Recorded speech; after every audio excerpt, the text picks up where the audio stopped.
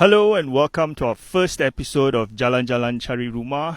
We are bootstrapping, so these first few episodes, I'm the cameraman, I'm the director, and I'm your host, along with my ape friend Guna. We're up here in Broga Hills. The view is fantastic. Unfortunately, I can't show you because it's so windy. My camera fell down the rock once. I'm not going to risk it again. Guna, do you want to say anything? Yeah, of course. Well, in my preliminary towards this hike, I did mention that Ikhram Merican has to keep up with me, but no, this man can hike. I'm pretty much surprised. Well done. I have a lot of practice, You know what I mean? Up here? Up here.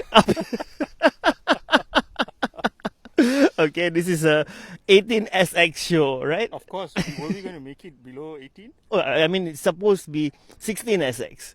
Okay. Yeah. I was doing this at 16, so I think 16-year-olds can take this. Okay, Chun. Alright, guys, yeah, like Ikhram mentioned, this is a preliminary towards our big show that's coming up soon. Yeah, so today I think we're discussing living outside the city. Yes. Yeah? Yes. So that's exactly why I brought Guna out here, to have a look at the suburbs outside. The view's fantastic, it's windy, it's nice, but there is a problem with living outside in the suburbs. Today there's so many developments that are coming out. You're talking Kajang, Semenyih, Rawang, Seremban too. People are now commuting as far away as Seremban too. And property prices are cheaper there, but there's another problem. And I want to explore that with you today. Is it really affordable to live out in the suburbs? Okay, now, good point. Point in case when you mentioned living outside KL city, right? Now, Greater KL has expanded. Mm-hmm. It's expanded from, prior to this, we looked at KL city as KL city, KLCC as KL city, PJ, Damansara area. Slowly it moved. Puchong came into the picture. Mm-hmm. Klang came into the picture. Shah Alam. The other side as well. Rawang suddenly came into the picture as well. Yep. Then we moved further into Nilai, Bangi, Mantin, and all the way down to Seremban. Mm-hmm. It's pushing. Greater KL is pushing even further. Yep. And as mentioned many times by many people, it's easier to live outside compared to the hustle and bustle in the city. True. Which I totally agree as well. There was once where I did a test from Nilai. I took rush hour, right? I took a drive from the center of Nilai, a particular development there, all the way to KLCC. Mm-hmm. It took me an exact 42 minutes. Okay, where was this again from? Nilai. Okay. Somewhere in. Distracted with the eyebrows. So it's Nilai. Okay, right. Yes, the caterpillars, right? Yep. No, Bengal tigers, right? Like I said, you gotta live with it, man. Many episodes to come. Yeah. So 42 minutes, right? Then another day, I took a drive from my house in USJ to KLCC during rush hour. It took me an hour 15. Okay. Yeah. So it is easier to commute because there's less traffic. But what about those who don't have transportation? I think that is the biggest flaw when it comes to living outside the city. Commute. The commute, the infrastructure, it's not there. As much as everyone is saying our infrastructure is great, I agree. It's great within that particular circles. Mm-hmm. But when you want to connect two circles together, it's difficult. Yep. And that is where I find problems to be. And that's why it may not be as affordable as you think it may be. Yep. So I did the math once, right?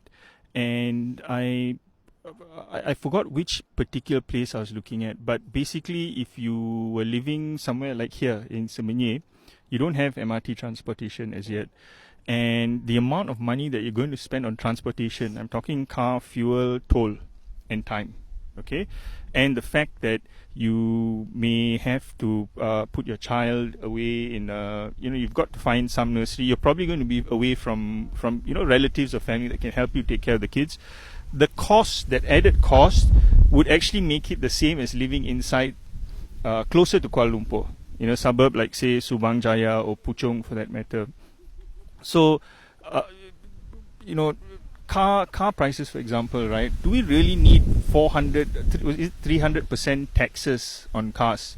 If we're talking about living out in the suburbs, making homes affordable for people, I think the government should be doing more than just trying to make house prices cheaper. They should be trying to make the cost of transportation cheaper. We were promised abolishment of tolls, right? Tolls is a significant cost. There was one toll that was abolished. Federal Highway. That was many, many years ago, bro. So, what else should people be considering? I mean, some developments out here, they're beautiful. We just passed by an Eco World project, right? It looks fantastic. There's Diamond City, a bungalow house is pretty well priced there. But are there other things that people should be considering when they're moving out, away from the city? Lots of things to consider. First and foremost, now, when it comes to the weekends here, when we're living in the city, it's easy to pack your kids up, pack things up, and go to a mall.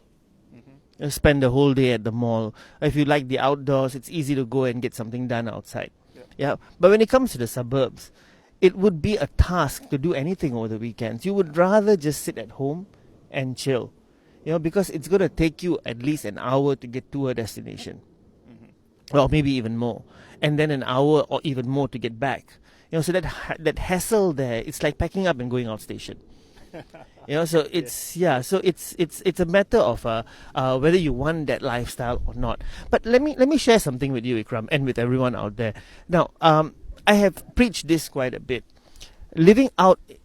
Buying a property in the suburbs is something you should always consider. You should always consider. I'm not speaking about I'm not speaking about living there. Investing into properties in the suburbs. Now, why I say that is because you've got to look at property investment as a smart investment. You've got to invest smartly. Now, what if I were to tell you this? If you want to purchase a property in KLCT area, we're talking, I think it's about 3,800 per square foot at the moment. Is that about 3,800? That's about the property price right now, in the city centre. Well, you can get as low as 1,006 now. Okay, if you look. But the range is 1,006 to about 3,000 plus. Let's take it as 2,005. Let's look in between there. 2,500 per square foot. So you're talking about a 1,000 square foot unit for 2.5 million. Right? Which is not very achievable for most people.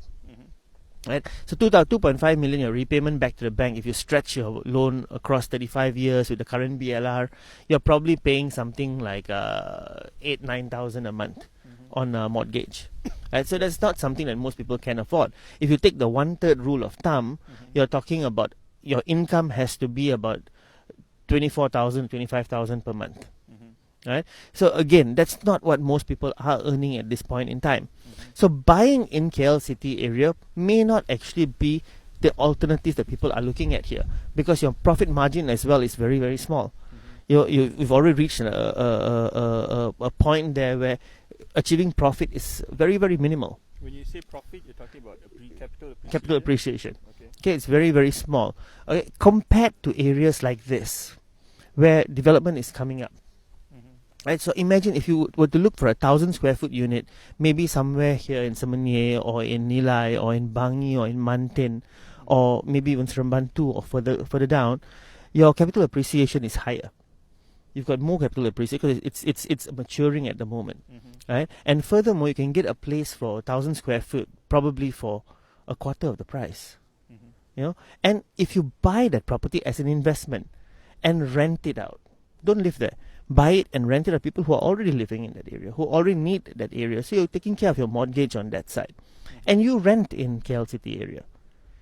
You rent in KLCT area because it's closer to work, it's closer to town, it's closer to family, it's closer to everything around you. So you've got the best of both worlds. When your capital appreciates here, outside of the city, sell it and flip it. Get your income that way, and from there you can invest into a property that's closer to KLCT area, maybe somewhere in PJ or something like that. It's just an idea, That makes a lot of sense. In fact, I always tell people, rent the house you own, rent the house you're going to stay in, and buy the house you're going to rent out, because the returns are better. Exactly, smart. And that's smart investing, and that's something that people should be looking at. Rather than thinking, okay, outside suburbs cannot, it's too far away. No, it's not. It's how you invest into the suburbs. But Guna, I want to ask you a question. Is it easy to get tenants outside here? I mean, like say I invested in one of these nice projects here, bought a nice terrace house or a semi-D house. Am I really going to be able to find a tenant out here in Semenyih? Okay, maybe it's going to be a bit tough. If you're going to look at families, maybe not. Right? You need to look at the prospects of your property as well. When you're investing, don't invest blindly. Don't invest blindly, and don't be part of the herd. If everyone is telling you, if your neighbor on your left hand side, Achong, is telling you go and invest in this particular project, and person on your right hand side, Mutu, is telling you go and invest in this project. Why? Who is Achong and who is Mutu? Have they done their research? Probably not. Probably someone told them and they went and bought. Now, Malaysians, we have this mentality. We have this bad habit of following the herd, this cow mentality. Where if someone says this is good, okay, everyone goes towards that. But no, guys, ladies, gentlemen, everyone out there, your best research tool is Starbucks, 99 Mart, McDonald's. The McDonald's theory. Yes. Why do you think if you're walking past, you're walking in an area, you see a McDonald's on your left-hand side. Further down 100 meters, you see another McDonald's on your left-hand side. On the right-hand side, you see a McDonald's. Why? Do you think these guys are there to flip burgers for you? No, they're investing. It's property investment. That's what it all is. Yeah. 99 Mart, you can go into any 99 Mart today, there won't be stock. You look for Pampers, you look for diapers, you go into 99 Mart, there won't be stock. They're not bothered about their stock. They're just investing. Starbucks. Yep. Similar to McDonald's. Every corner you see a Starbucks. In a particular mall, there'll be 3 Starbucks. Why? Because of the area. They've done their research. And they know that particular area, there will be inflow of people. So follow them. They're your guide. Follow them. So where you see Starbucks coming up and McDonald's coming up and 99 Marts coming up, all these franchisees coming up, these are areas you should be looking at. Yep. Totally agree with you. And might I add, right, if you're going to live out in the suburbs, because property prices here are so cheap, we're not Hong Kong and Singapore, we've got land. If you're investing out far away into the suburbs, go for landed properties. What do you think? That's my suggestion. Totally agree. Now, you're investing in land, so landed property. You're not investing in the sky. Yep. Always remember this: when you're going outstation, like what Ikhram just said, it's correct. You're investing outstation. I mean, in the suburbs, you're investing in the land, the value of that land. So landed properties are definitely the way to go. I totally agree with that. Awesome. So we've spoken about some of the benefits. One of the benefit is the capital growth, the appreciation potential that you can get from... Sorry, my attention is getting distracted by a really cute puppy out there, but I'm scared it's going to knock my camera over. So you focus... the one of the major benefits is the upswing in capital appreciation, which you may not get in matured areas. Yes. Like in the city center, which is totally true. Like if you invested in Bangsa 30 years ago, while it was still like a Semenyih or Kajang, your returns today would be fantastic. You'll be smiling to the bank. Yes. The downside is if you're going to live outside in the suburbs, is it may not be as cheap as you think it is because of transportation costs, which includes your car, toll and all that. Maybe 20 years from now, 30 years from now, this place is going to be connected. The suburbs are going to have MRTs and LRTs. But as it stands now, it's not as cheap as you may think it is. Maybe to a certain extent, if you don't come out of the suburb, that means if you're content to living in the suburb and you make your life within the suburb, that means to say that everything is done within the suburb, it may be actually cheaper. But for that to happen, then your jobs need to happen in the suburbs as well, which I don't see that happening in the near future. As for now, it still seems to be very centered in the city center at least. I mean, it's slowly expanding. Places like, that was a B, sorry. Places like PJ and all, now you're starting to slowly see skyscrapers and all come up, right? Maybe way into the future, but as it stands now, I think people are going to have to commute very long distances if they're staying in the suburbs. Yeah, but you always have those cyber warriors as well at the moment. People who do work online, who don't really need to go into town, who don't really need to go out. So most of their time is spent at home. And this may be something to consider for people like that. So investing in the suburbs as an investment for capital appreciation may be a very sound strategy. If you're going to live out in the suburbs, it really depends on your on you. If your job is in the city center and you've got to commute long distances, you may not find it as cheap. We have to wrap up with that. Do you want to say anything towards the end? Yeah. Well, as what I said earlier and what Ikhram has said as well, property investment is definitely something to look at, but you have to do it smartly. It's smart investment. It's not about following the herd. It's not about going out there and grabbing whatever comes your way. No, research. Do proper research. And again, I add once again, follow that green guy, Starbucks. Follow those big the big M's and the 99 Marts. These are the guys to follow. They've done their research for you, so they saved your time. Guna, you forgot to say, should they follow you?